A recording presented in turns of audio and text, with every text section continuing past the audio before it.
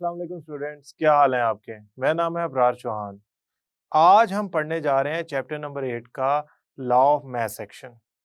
इसके अंदर हम डेरिवेशन करेंगे इक्विलिब्रियम कांस्टेंट के एक्सप्रेशन की, और हम एग्जांपल नंबर 1 भी करेंगे। तो चलते हैं हम लेक्चर की तरफ। स्टूडेंट्स, आज हम जो टॉपिक पढ़ने जा रहे हैं लॉ ऑफ मास एक्शन, ये एक्चुअली हमें हेल्प करेगा ना सिर्फ ये फाइंड करने के लिए कि रेट ऑफ रिएक्शन किस चीज के डायरेक्टली प्रोपोर्शनल है, बल्कि इससे हम इक्विलिब्रियम कांस्टेंट भी फाइंड करेंगे, जो एक्चुअली रेशो होती है प्रोडक्ट की concentration divided by the reactant की कंसंट्रेशन, या टू रेट कांस्टेंट्स की वैल्यू की रेशो के। अभी हमारा जो कंसर्न है ना, वो लॉ ऑफ मास एक्शन से है। लॉ ऑफ मास एक्शन पढ़ने से पहले दो चीजें हम जरा क्लियर करते हैं, देन हम लॉ ऑफ मास एक्शन की तरफ चलते हैं। एक्टिव मास क्या होता है? एक्टिव मास, जैसा कि नाम से जाहिर है, वो मास जो रिएक्शन में एक्टिव है। किसका? रिएक्टेंट्स का। यूजुअली होता यूं है कि रिएक्शन, अगर मैं डाइल्यूट सॉल्यूशन की बात करूं, तो उसमें जो मास हम एंटर करते हैं वो सारा का सारा रिएक्शन में पार्ट प्ले कर रहा होता है। लेकिन ऐसा जरूरी नहीं है। मसलन डाइल्यूट सॉल्यूशन में जो कंसंट्रेशन आपने ऐड की है, जितने number of moles of reactant add किए हैं पर डीएम क्यूब, वो रिएक्शन में हिस्सा ले रहा होता है। लेकिन ऐसा जरूरी नहीं है। आपने फॉर एग्जांपल 10 ग्राम, 10 ग्राम या 10 मोल्स ऑफ रिएक्टेंट्स ऐड किए किसी रिएक्शन में, तो हर दफा उसका सारा का सारा मास जो होता है वो रिएक्टेंट में हिस्सा नहीं ले रहा होता। सम टाइम मास का कोई छोटा सा हिस्सा रिएक्शन में अपना हिस्सा रोल प्ले नहीं कर रहा होता। एट दैट टाइम वो एक्टिव मास नहीं है। लेकिन डाइल्यूट सॉल्यूशंस के अंदर हम ये कंसीडर करते हैं कि जितना मोल्स पर डीएम क्यूब, यानी कि जितनी कंसंट्रेशन ऑफ रिएक्टेंट्स हमने ऐड की है, वो सारे का सारा एक्टिव मास है। तो लिहाजा हमारे डाइल्यूट सॉल्यूशन में जो रिएक्टेंट हम ऐड कर रहे हैं, जितनी मिकदार में, कंसंट्रेशन में, वो एक्टिव मास हुआ। कंसंट्रेशन को समझे। हम यहाँ पे कंसंट्रेशन डाइल्यूट सॉल्यूशन की अगर कंसीडर कर रहे हैं, तो डेफिनेटली नंबर ऑफ मोल्स पर डीएम क्यूब होंगे। सम टाइम कुछ जगहों पे, कुछ लिटरेचर्स में कंसंट्रेशन को हम सिर्फ मोल, मोल फ्रैक्शन या some time pressure for gases की टर्म्स में भी लेते हैं। अगर आप चैप्टर नंबर 11 में हाफ लाइफ के कुछ न्यूमेरिकल्स करेंगे, तो वहाँ पे जो प्रेशर ऑफ गैसेस है उसको हमने कंसंट्रेशन की टर्म्स में लिया हुआ है, क्योंकि वो प्रेशर ऑफ गैसेस जो है वो एक्चुअली डायरेक्टली प्रोपोर्शनल होता है partial pressure of gas concentration के। तो जितनी कंसंट्रेशन ज्यादा होगी, उतनी गैस का जो प्रेशर है, पार्शियल प्रेशर, वो ज्यादा होगा। तो अपेरेंटली कंसंट्रेशन जो हम अभी डिस्कस करने जा रहे हैं वो है मोल पर डीएम क्यूब। और एक्टिव मास का मतलब क्या है? मास ऑफ रिएक्टेंट जो डाइल्यूट सॉल्यूशन में आपने ऐड किया है, किस फॉर्म में? कंसंट्रेशन किस फॉर्म में? मोल पर डीएम क्यूब की फॉर्म में। तो अब हम चलते हैं अपने लेक्चर की तरफ और पढ़ते हैं law of mass action. Student, law of mass action was actually introduced by C M Guldberg and P Waage. इन्होंने 1864 में ये लॉ इंट्रोड्यूस कराया था। ये लॉ की स्टेटमेंट क्या है, which is very much important. क्यों? शॉर्ट क्वेश्चन में आती है।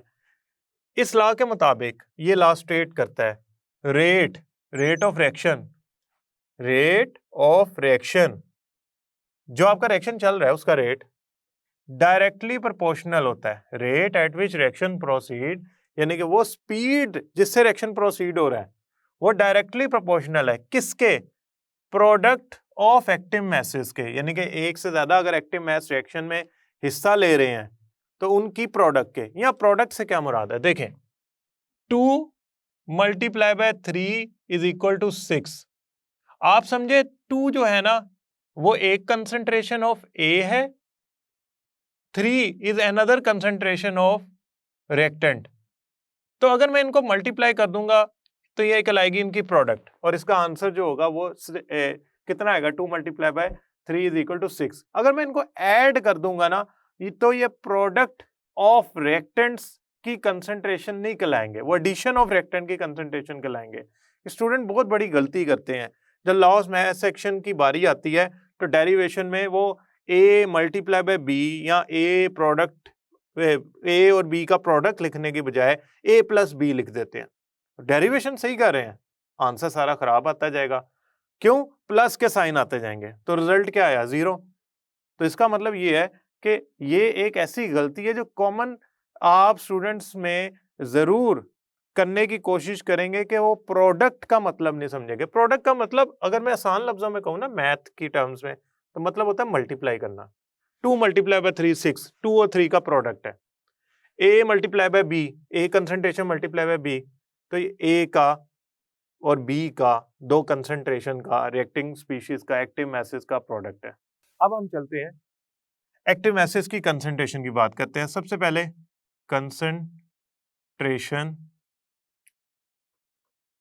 ऑफ एक्टिव मैसेज, मैंने जैसा आपको पहले बताया कि एक्टिव मैसेज डाइल्यूट सॉल्यूशन में है। डाइल्यूट सॉल्यूशन में जो हम रिएक्टेंट्स की कंसंट्रेशन ले रहे हैं वो सारी की सारी एक्टिव मैस के तौर पे कंसीडर होगी, यानी वो मैस जो एक्टिव है रिएक्शन में हिस्सा ले रहा है। तो concentration of active mass in dilute solution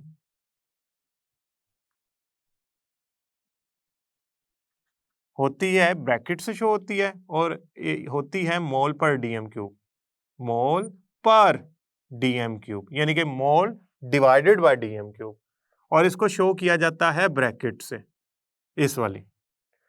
दोबारा सुन लें इस स्टेटमेंट को।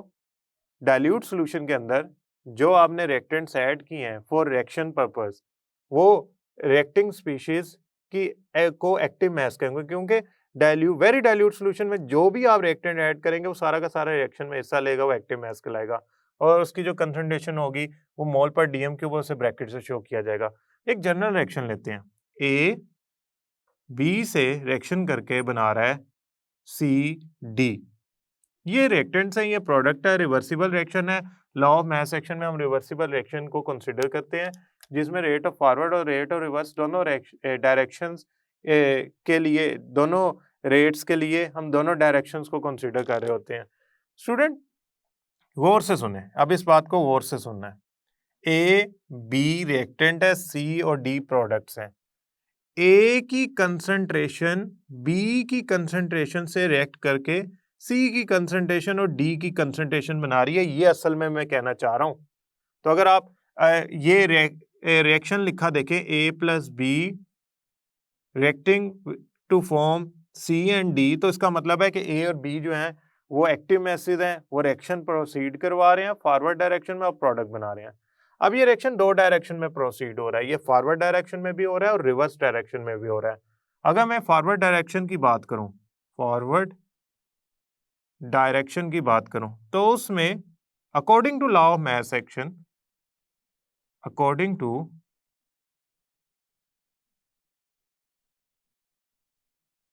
लॉ ऑफ मास एक्शन, यानी कि ये जो हम लॉ पढ़ रहे हैं इसके मुताबिक क्या है, देखें मैं क्या कह रहा हूँ, फॉरवर्ड डायरेक्शन, फॉरवर्ड डायरेक्शन में कौन रिएक्शन कर रहा है, फॉरवर्ड डायरेक्शन है रिएक्टेंट से प्रोडक्ट की तरफ, रिवर्स डायरेक्शन है प्रोडक्ट से रिएक्टेंट की तरफ।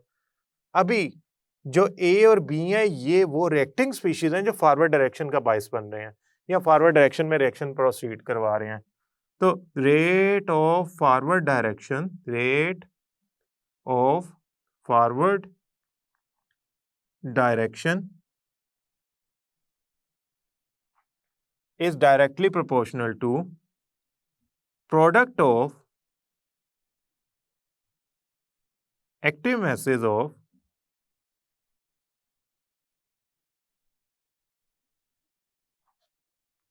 reacting species या reactants। अब आप कहेंगे सर इसकी इक्वेशन तो फिर ये बननी चाहिए, rate of forward direction is directly proportional to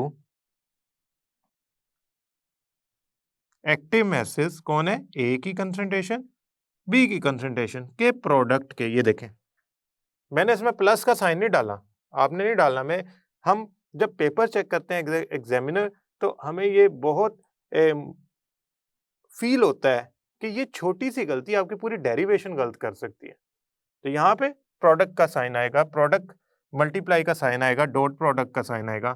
जब मैं प्रोपोर्शनैलिटी का साइन रिमूव करता हूँ तो के आता है, कांस्टेंट, इसे कहेंगे फॉरवर्ड डायरेक्शन का कांस्टेंट, यानी कि rate constant for forward direction. तो इसे मैं लिखूंगा के एफ। क्यों खाली के क्यों नहीं लिख रहा है, एक्चुअली इसमें रिवर्स डायरेक्शन भी इंक्लूड करना है। तो उसकी भी इक्वेशन बनानी है, उसमें भी रेट कांस्टेंट आना है। तो ए बी, अब इसे जरा गौर से सुन लें। यहां के एफ का मतलब है rate constant for forward reaction. अच्छा स्टूडेंट, अब रिवर्स रिएक्शन की बात करें।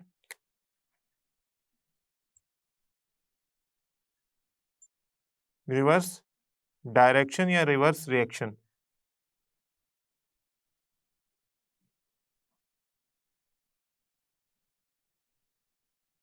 हम इधर भी लिख लेते हैं रिवर्स डायरेक्शन या रिएक्शन। बेहतर होगा आप रिवर्स रिएक्शन की ही हेडिंग दें, दोनों इकट्ठे ना लिखें, सिर्फ रिवर्स रिएक्शन की ही हेडिंग दें और यहाँ पे फॉरवर्ड रिएक्शन की ही हेडिंग दें। देखें, according to law of mass action, rate of reverse reaction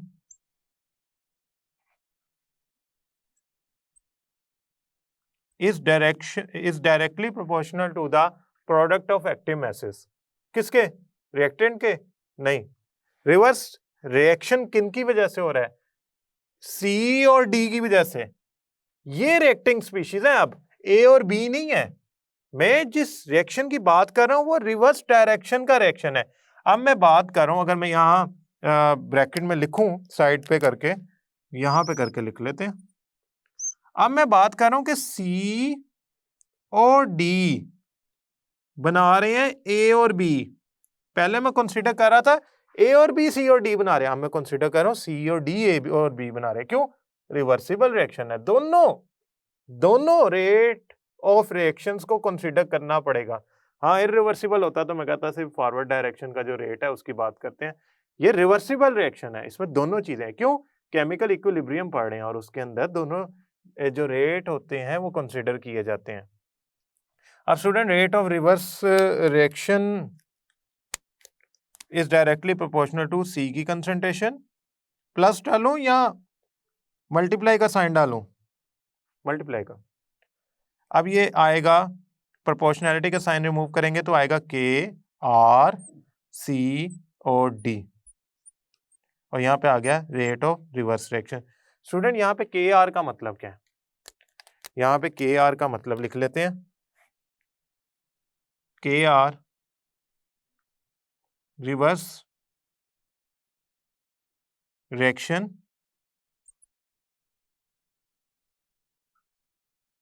rate constant.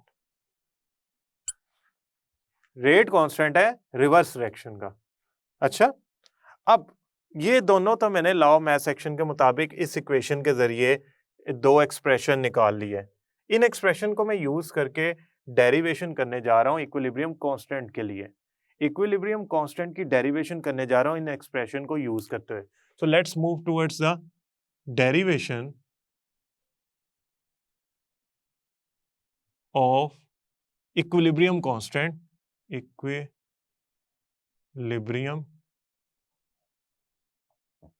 Constant, और इसको शो किया जाता है केसी से। ये बड़ा इंपॉर्टेंट है, ये इसका पार्ट है। देखिए, जब इक्विलिब्रियम कांस्टेंट की बात कर रहा हूं ना, तो इक्विलिब्रियम कांस्टेंट की बात ही तब करूंगा ना जब इक्विलिब्रियम एस्टेब्लिश होगा। जब इक्विलिब्रियम एस्टेब्लिश होता है तो rate of forward reaction rate of reverse reaction के बराबर हो जाता है। दोबारा सुने, इक्विलिब्रियम कांस्टेंट या इक्विलिब्रियम कांस्टेंट का एक्सप्रेशन ड्राइव करने के लिए जो मैं डेरिवेशन करने जा रहा हूं, उसमें सबसे पहले तो मुझे ये सोचना होगा कि मेरा इक्विलिब्रियम एस्टेब्लिश हो रहा है। इक्विलिब्रियम एस्टेब्लिश होगा तो rate of forward reaction rate of reverse reaction के बराबर होगा, यानी कि जिस स्पीड से रेट ऑफ फॉरवर्ड रिएक्शन चल रहा है उसी स्पीड से रिवर्स चल रहा होगा। सबसे पहले तो कंडीशन हम अप्लाई करते हैं कि डेरिवेशन ऑफ केसी करने के लिए, यानी कि इसकी डेरिवेशन करने के लिए सबसे पहली कंडीशन हम ये अप्लाई करते हैं, द एट इक्विलिब्रियम, यानी कि इक्विलिब्रियम पे जो हम कंपोजिशन फाइंड करने जा रहे हैं, रिएक्टेंट एंड प्रोडक्ट की रेशियो फाइंड करने जा रहे हैं या इक्विलिब्रियम कांस्टेंट फाइंड करने जा रहे हैं, ये इनका रिलेशन फाइंड करने जा रहे हैं। At equilibrium rate of forward reaction equal to rate of reverse reaction. Now student let me tell you, R F की वैल्यू ये है, आर आर की वैल्यू ये है। Okay, R F K F A की कंसंट्रेशन मल्टीप्लाई बाय बी की concentration, product. R R क्या है, के आर सी की कंसंट्रेशन डी की कंसंट्रेशन। अब मैं ऐसा करता हूं, दो कांस्टेंट, कौन से, रेट कांस्टेंट, इनकी रेशियो लेता हूं। तो मैं क्या करूंगा, ये वैल्यू इससे डिवाइड कर दूंगा और ये वैल्यू यानी कि ये वाली वैल्यू इससे डिवाइड कर दूंगा। तो क्या बन गया, के एफ ओवर के आर, ये बन गया सी की कंसंट्रेशन डी की कंसंट्रेशन डिवाइडेड बाय ए की कंसंट्रेशन बी की कंसंट्रेशन। अब स्टूडेंट ये जो वैल्यू है ये वाली, यानी कि रेशो है ये वाली, ये रेशो ये इक्वल होती है के सी के, which is actually equilibrium constant. तो अगर मैं इसको लिखता हूं, इसको लिखता हूं के सी, तो वो इक्वल आएगा सी की कंसंट्रेशन डी की concentration divided by A and B की कंसंट्रेशन के, और कंसंट्रेशन ब्रैकेट मोल पर डीएम क्यूब यूनिट। आप इसको ना थोड़ा सा और सिंप्लीफाई करके लिख लें, सी और डी किसकी कंसंट्रेशन का प्रोडक्ट है, ये किसकी कंसंट्रेशन का प्रोडक्ट है, प्रोडक्ट्स की कंसंट्रेशन का। मुझे कहां से पता लगा, ये देखें, ये रिएक्टेंट थे, ये प्रोडक्ट थे, ये प्रोडक्ट है, ये रिएक्टेंट है। तो product of concentration of products जो बनती हैं, और ये किसकी कंसंट्रेशन है, रिएक्टेंट की। Now tell me one thing that you need to understand and need to know. जब केसी की बात कर रहे हैं ना, तो वो दो चीजों में हमारे लिए दो रेशियोज को बता रहे हैं कि एट इक्विलिब्रियम आपकी प्रोडक्ट की कंसंट्रेशन की रेशियो क्या है रिएक्टेंट की कंसंट्रेशन की रेशियो से, या अगर मल्टीपल प्रोडक्ट्स हैं तो the product of product concentration की रेशियो ली जाएगी द प्रोडक्ट ऑफ रिएक्टेंट की कंसंट्रेशन से। मैं ये कहना चाह रहा हूं कि केसी की यहां से डेफिनेशन ड्राइव करते हैं। Kc is equilibrium constant.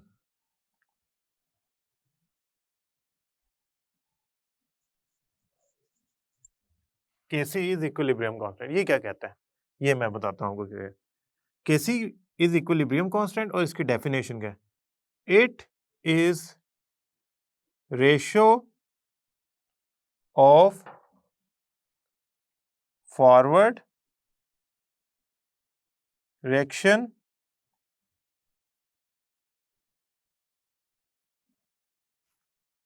Rate constant to the reverse reaction rate constant at given condition. यानी कि कंडीशंस जो आपके गिवन है, टेम्परेचर प्रेशर, उस पे ये केसी की वैल्यू इक्वल होगी, केसी की वैल्यू इक्वल होगी दो रेट ऑफ रिएक्शन के कांस्टेंट्स की ratio K F over K R. It is also equal to the ratio of product concentration divided by reactant concentration. उसको हम थोड़ा मैनेज करते हैं, केसी के यूनिट भी निकाले जा सकते हैं, वो हम किसी एग्जांपल से करेंगे। अभी यहाँ पे जो हमारा कॉन्सेप्ट है ना, वो इक्विलिब्रियम कांस्टेंट है। इक्विलिब्रियम कांस्टेंट जो है ना, ये आपको बताएगा कि इक्विलिब्रियम पे जो रेशियो है प्रोडक्ट और रिएक्टेंट की कंसंट्रेशन की, वो क्या है। फॉर एग्जांपल, अगर आपकी इक्विलिब्रियम कांस्टेंट की वैल्यू है, केसी की वैल्यू है से 20, तो ये 20 का मतलब ये है कि आपकी जो प्रोडक्ट है वो रिएक्टेंट के मुकाबले में 20 टाइम ज्यादा है। कैसे मुझे पता लगा, देखें, अगर मैं यहाँ पे एक बॉक्स बना लूं, तो केसी जो है वो इक्वल होता है प्रोडक्ट की कंसंट्रेशन डिवाइडेड बाय रिएक्टेंट की कंसंट्रेशन। अगर आपकी प्रोडक्ट है से 20 टाइम्स और रिएक्टेंट की कंसंट्रेशन है 1 टाइम, तो ही आंसर 20 आएगा ना। तो अगर आपके पास एक इक्विलिब्रियम एस्टेब्लिश हुआ है और उसमें प्रोडक्ट की कंसंट्रेशन ज्यादा है, मल्टीपल टाइम्स है प्रोडक्ट के, तो आपकी केसी की वैल्यू जो होगी वो 1 से बड़ी आएगी। से 20 टाइम्स है, तो इसका मतलब ये है कि इस रिएक्शन मिक्सचर के अंदर जब इक्विलिब्रियम अचीव हो गया है, तो केसी की वैल्यू ये शो कर रही है कि जो प्रोडक्ट है वो रिएक्टेंट के मुकाबले में 20 गुना ज्यादा मौजूद है, तब इक्विलिब्रियम एस्टेब्लिश हो गया। अब ये 20 गुना ज्यादा मौजूद होने पे इक्विलिब्रियम एस्टेब्लिश हो गया। इसका मतलब ये है कि इक्विलिब्रियम पे जरूरी नहीं कि रिएक्टेंट एंड प्रोडक्ट बराबर मिकदार में हो। रिएक्टेंट एंड प्रोडक्ट की एक खास रेशो इक्विलिब्रियम पे मौजूद होगी और वो चेंज नहीं होगी, क्योंकि इक्विलिब्रियम है। हाँ, आप इक्विलिब्रियम डिस्टर्ब कर दें तो वो रेशो चेंज हो जाएगी। अब इक्विलिब्रियम डेफिनेटली डिस्टर्ब करने का मतलब ये है कि आप कंडीशंस चेंज करेंगे। Let's write a complex reaction, more accurate reaction in terms of mole. A moles of A के बी मोल्स ऑफ बी से रिएक्ट कर रहे हैं, तो वो बनाएंगे सी के सी मोल्स, डी के डी मोल्स। स्टूडेंट, अगर मैं इसका लॉ मैथ रिएक्शन के जरिए इसका रेट ऑफ फॉरवर्ड रिएक्शन और रेट ऑफ रिवर्स रिएक्शन को कंसीडर करूं, तो मेरे पास जो इसकी वैल्यूज आएंगी वो कुछ इस तरह आएंगी। Rate of forward reaction is equal to K F A की कंसंट्रेशन मल्टीप्लाई बाय बी की concentration raise to power the moles. याद स्टूडेंट, ये आपको याद आया जब आपने 10th क्लास में पढ़ा था लॉ मैथ सेक्शन, कि हम जब मोल्स थे बैलेंस केमिकल इक्वेशन के, से अगर ए की वैल्यू 2 थी तो यहाँ 2 आ जाता था।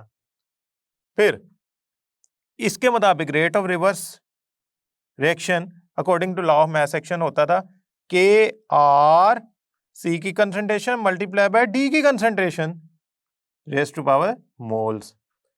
अब स्टूडेंट, अगर मैं यहां से केसी की वैल्यू निकालूं, यानी के एफ ओवर के आर की, तो वो इक्वल आता था, आएगा सी के सी मोल्स डी के डी मोल्स डिवाइडेड बाय ए के ए मोल्स बी के बी मोल्स। ये है equilibrium constant expression, equilibrium constant का एक्सप्रेशन। और इसमें हुआ क्या है, एक्सपोनेंट्स में आ गए हैं क्या, बैलेंस्ड इक्वेशन में नंबर ऑफ मोल्स। अभी मैंने क्या equation of balanced chemical equation में नंबर ऑफ मोल कंसीडर किए, small A small B small C small D for product and small A B for reactants.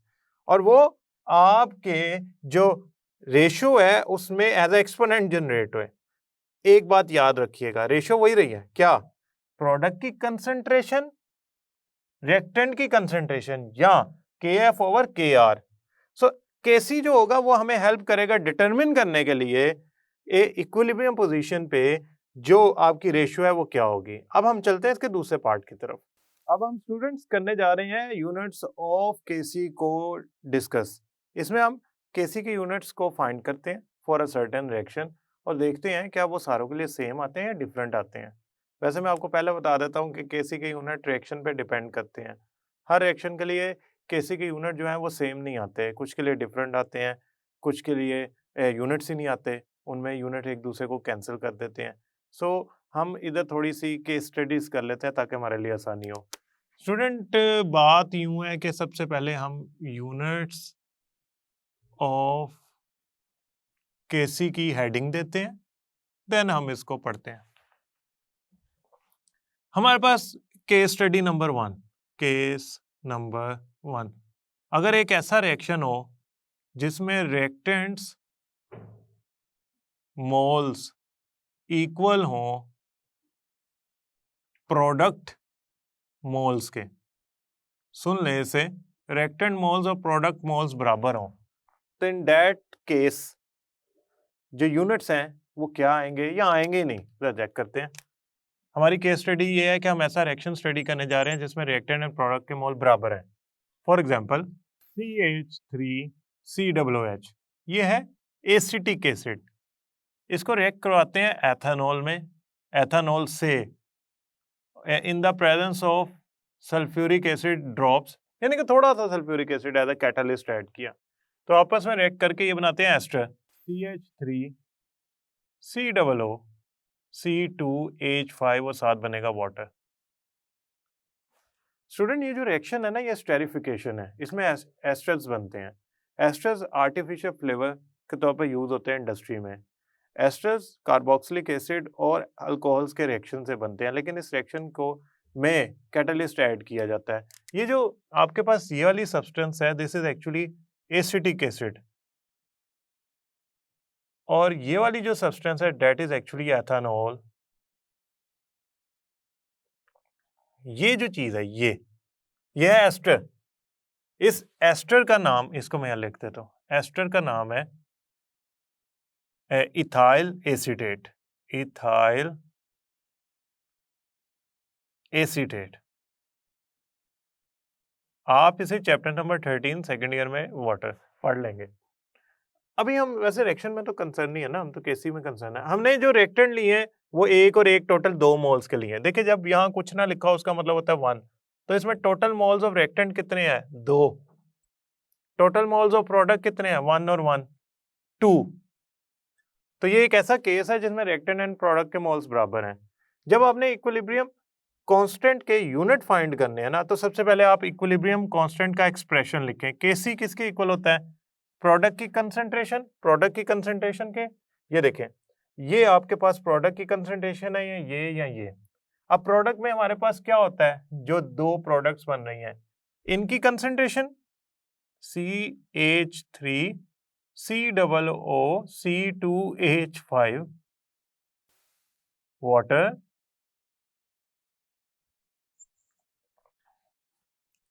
CH3 COOH C2H5OH इसके। अब सबसे पहला step क्या करना है? आपने इक्विलिब्रियम एक्सप्रेशन लिखना है।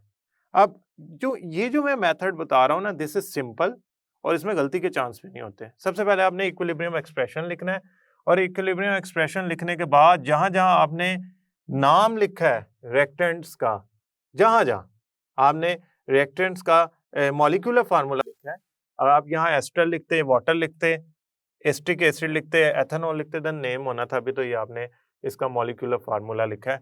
वहां वहां पे आप यूनिट्स लगा दें। मोल पर डीएम क्यूब,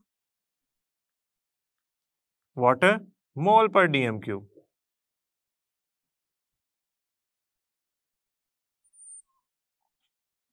मोल पर डीएम क्यूब, मोल पर डीएम क्यूब। अब मैंने किया क्या? पहले स्टेप में केसी का जो एक्सप्रेशन है वो लिखा है इक्वेशन को देखते हुए। दूसरे स्टेप में क्या किया है? वो जो एक्सप्रेशन लिखा है ना मैंने, उसमें सिर्फ मॉलिक्यूलर फार्मूला की जगह यूनिट्स लिख देने हैं। अगर आप गौर करें तो क्या हो रहा है? तो ऐसे एक्सप्रेशंस में नो यूनिट्स, ऐसे एक्सप्रेशन में no units. Now and second case study, अगर तो बराबर ना हो, ये केस स्टडी क्या है? Reactants and products do not have same, नहीं सॉरी, इक्वल, सेम की बजाय बेहतर लफ्ज है इक्वल मोल्स। इसके लिए हम एक रिवर्सिबल रिएक्शन कंसीडर करते हैं अमोनिया का। नाइट्रोजन हाइड्रोजन से रिएक्शन करके बनाती है ammonia. Now it is a balanced equation. अगर आप रिएक्टेंट्स के मोल देखें, 3 और 1 कितने हुए? 4। तो रिएक्टेंट्स की साइड पे 4 मोल्स हैं, प्रोडक्ट में कितने मोल्स हैं? 2। तो ये तो बैलेंस नहीं है ना, बराबर नहीं है, इक्वल नहीं है। लिहाजा ये केस स्टडी हमारे लिए काफी है स्टडी करने के लिए। अब इसका केसी एक्सप्रेशन लिखें। केसी एक्सप्रेशन क्या होता है? प्रोडक्ट की कंसंट्रेशन डिवाइडेड बाय रिएक्टेंट की कंसंट्रेशन। प्रोडक्ट क्या है? अमोनिया, NH3, ठीक है, 2 divided by N2 multiply by H2 3। अब मैंने क्या कहा है? दूसरे स्टेप में आपने करना क्या है? सिर्फ यूनिट्स वो लिख रहे हैं। मोल पर डीएम क्यूब का स्क्वायर मोल पर डीएम क्यूब 1 टाइम मोल पर डीएम क्यूब का क्यूब। अगर मैं इसको सारी पावर्स को इकट्ठा कर लूँ ना मैथ के मुताबिक, तो मेरे पास कुछ ये बनेगा, मोल पर डीएम क्यूब। देखें ये जो 2 पावर है ना, ये इसको कैंसिल करके 1 में कन्वर्ट कर देगी, तो नीचे 2 मोल पर डीएम क्यूब के यूनिट्स बच गए। या इसको यूं लिखें, 2 ऊपर वाली पावर माइनस नीचे वाली पावर, -1 -3, तो आपके पास क्या बचा, मोल पर डीएम क्यूब माइनस, देखें 2 में से 1 गया 1, 1 में से 3 -2, तो आपका आंसर क्या आया, आपका आंसर आया पर मोल स्क्वायर डीएम -3 -2 कितना होता है 6। तो ऐसे में एक सर्टेन यूनिट्स आते हैं, और ये अगर मैं कोई और इक्वेशन कंसीडर करता हूं, उनके नंबर ऑफ मोल्स किसी और तरह अनइक्वल होते हैं, तो इसके यूनिट जो हैं वो कोई और आएंगे। तो आपने बात याद रखनी है कि ये एक स्टैंडर्ड वे है कि आप पहले केसी का एक्सप्रेशन लिखें देन उनके यूनिट्स कैलकुलेट करें। अब एग्जांपल नंबर 1 को मैं आपको डिजिटल जो बोर्ड है उस पर करवाऊंगा, और उसमें हम ना सिर्फ इक्विलिब्रियम एक्सप्रेशन को यूज़ करते हुए न्यूमेरिकल सॉल्व करेंगे, यानी कि केसी जो इक्विलिब्रियम कांस्टेंट का एक्सप्रेशन है वो इस्तेमाल होगा न्यूमेरिकल के लिए, बल्कि हम उसमें यूनिट्स भी फाइंड करेंगे for a certain reaction. Students, now we are going to solve actually example number 1। इसके अंदर हमारे 2 moles of A is reacting with 1 mole of B to form 1 mole of C, यानी कि हमारे पास जो इक्वेशन है उसके मुताबिक 2 moles of A are reacting with 1 mole of B and this reaction is reversible, so double arrow लगाया और ये बना रहे हैं सी। अच्छा, जब हमने इनिशियल अमाउंट्स ऑफ रिएक्टेंट डाले एक डीएम क्यूब सॉल्यूशन के अंदर, तो जो इनिशियल अमाउंट थी ए की, मतलब ए जो हमारी इनिशियल अमाउंट रखता था वो थी 0.50 फॉर ए, एंड बी के लिए जो हमारी थी वो थी 0.60। डेफिनेटली इनिशियल अगर ये अमाउंट्स हैं तो उस टाइम सी तो प्रोड्यूस नहीं हुआ होगा, यानी कि जब टाइम 0 है तो उस टाइम ये इनिशियल अमाउंट्स थी, और ये सारे मोल्स हैं, यानी कि ये जो मैंने वैल्यूज लिखे हैं 0.50 0.600, दीज आर एक्चुअली मोल्स, और ये इंडिकेट कर रहे हैं कि आपके रिएक्शन के स्टार्ट में ये कंसंट्रेशन थी। आफ्टर रिएक्शन इक्विलिब्रियम पे पहुंचा, यानी कि आफ्टर सर्टेन टाइम टी, जब टाइम पास हुआ तो इक्विलिब्रियम एस्टेब्लिश हो गया। जब इक्विलिब्रियम एस्टेब्लिश होता है ना तो कंसंट्रेशन चेंज होना बंद हो जाती हैं। सो टेक्निकली इक्विलिब्रियम पे हमारे पास जो अमाउंट्स थी वो according to our question 0.2 moles of A थे, 0.45 मोल्स ऑफ बी थे और 0.015 मोल्स ऑफ सी थे, यानी कि प्रोडक्ट थे। अब हमसे डिमांड ये की जा रही है कि आप इसका इक्विलिब्रियम कांस्टेंट केसी कैलकुलेट करें। केसी कैलकुलेट करने के लिए हमें सबसे पहले इसका एक्सप्रेशन डेवलप करना पड़ेगा। उस एक्सप्रेशन में हमें करना ये होता है कि हम जो प्रोडक्ट की कंसंट्रेशन होते हैं उसे डिवाइड करते हैं रिएक्टेंट की कंसंट्रेशन से। यहाँ पे जो प्रोडक्ट की कंसंट्रेशन है उसमें हमारी प्रोडक्ट है सी, तो उसकी कंसंट्रेशन डिवाइडेड बाय रिएक्टेंट की कंसंट्रेशन की प्रोडक्ट, यानी कि ए डॉट बी। अब एज यूजुअल हम जैसे कि पढ़ते आए हैं कि अगर इनमें कोई मोल्स हों, फॉर एग्जांपल ए के 2 मोल्स जो हैं वो रिएक्ट करते हैं बी से, तो यहाँ पे जो मोल्स होते हैं वो एक्सपोनेंट बन जाते हैं। ये असल में जो एक्सप्रेशन है ना, आपको याद होगा कि ए के ए मोल बी के बी मोल से रिएक्शन करके सी के सी मोल्स बनाते थे, डी के डी मोल्स बनाते थे। उसके अंदर हम जो के सी निकालते थे वो कुछ इस तरह होता था कि सी के सी मोल्स होते थे, डी के डी मोल्स होते थे, ए के ए मोल्स होते थे, बी के बी मोल्स होते थे। Now this is something you need to know कि जो मोल्स होते हैं इक्वेशन में, बैलेंस केमिकल इक्वेशन में, वो एक्सपोनेंट्स बन जाते हैं। मैंने भी यही काम किया है, मैंने सिर्फ उनको एक्सपोनेंट्स में कन्वर्ट किया है। अब ये जो मेरी स्टैंडर्ड मेरे पास पहले से इक्वेशन गिवन थी उसमें A के 2 मोल्स थे, तो मैंने A के एक्सपोनेंट में 2 लिख दिया। अब मैं क्या करने जा रहा हूं, मैं वैल्यूज को इनपुट करने जा रहा हूं। C की इक्विलिब्रियम पे क्या वैल्यू थी, देखें अगर आप यहाँ 0 पुट कर देंगे ना, 0, तो ये गलत है। क्यों? ये इक्विलिब्रियम कांस्टेंट है, तो इस पे आपने जो कंसंट्रेशन यूज करनी है वो इक्विलिब्रियम वाली करनी है, यानी कि आपने यहाँ पे लिखना है 0.15 मोल पर डीएम क्यूब। नीचे आप लिखेंगे ए स्क्वायर की कंसंट्रेशन। मैं थोड़ी सी स्पेस बना लेता हूँ, आसानी हो जाएगी। ए स्क्वायर की कंसंट्रेशन 0.20 का स्क्वायर, बी 0.45। अब स्टूडेंट इसको सॉल्व करें कैलकुलेटर पे, तो आंसर आएगा आपके पास 1/0.12 और ये फर्दर इक्वल होगा 8.3 के। सो आपका जो केसी है, इक्विलिब्रियम एक्सप्रेशन है, कांस्टेंट का एक्सप्रेशन है, वो एक्चुअली 8.3 के इक्वल आया। हम अगर इसके यूनिट्स फाइंड करना चाहें तो वो भी हम फाइंड कर सकते हैं, ऑल्दो हमारे क्वेश्चन की रिक्वायरमेंट नहीं है, लेकिन हम इस इक्वेशन को यूज करते हुए यूनिट्स भी फाइंड कर सकते हैं। बड़ा सिंपल सा मेथड है। देखें, आप केसी का एक्सप्रेशन फॉर दिस इक्वेशन लिखें और उसमें जहां कंसंट्रेशंस का आपने सी ए बी लिखा हुआ है, वहां पे आप सिंपली उनके यूनिट्स लिख दें। तो मैं ऐसा करता हूं, यही काम करता हूं। मैं सी की जगह लिख देता हूं मोल पर डीएम क्यूब, ए स्क्वायर की जगह लिख देता हूं मोल पर डीएम क्यूब का स्क्वायर, और बी की जगह लिख देता हूं मोल पर डीएम क्यूब। ना स्टूडेंट, ये तो कैंसिल हो गया आपस में, क्या बचा 1/मोल पर डीएम क्यूब का स्क्वायर। अब ये स्क्वायर ऊपर जाके माइनस में बदल जाएगा, तो आपका बन गया आंसर मोल पर डीएम क्यूब की पावर -2।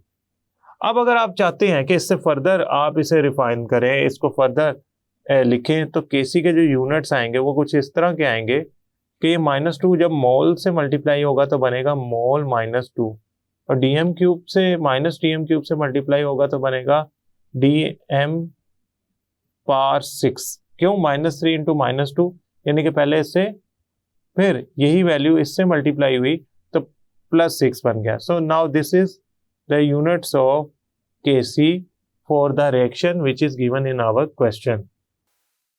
आई होप स्टूडेंट ये लेक्चर आपको समझ आया होगा। नेक्स्ट लेक्चर तक के लिए अल्लाह हाफिज।